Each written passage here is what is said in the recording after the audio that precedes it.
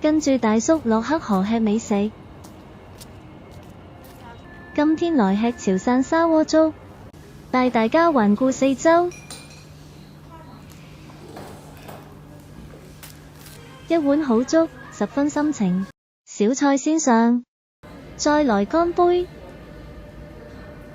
來個炸豆腐，再來個排骨，鴿仔好鮮，青菜好吃，鴨肉跟豬頭皮三樣菜同糠，重頭戲來了。蟹膏多多，肉質肥美，超好吃的。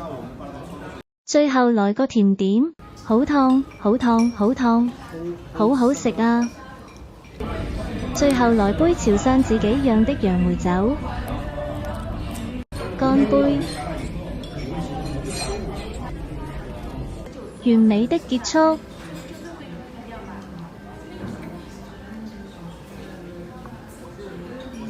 追蹤大叔落黑河，帶你吃更多的美食。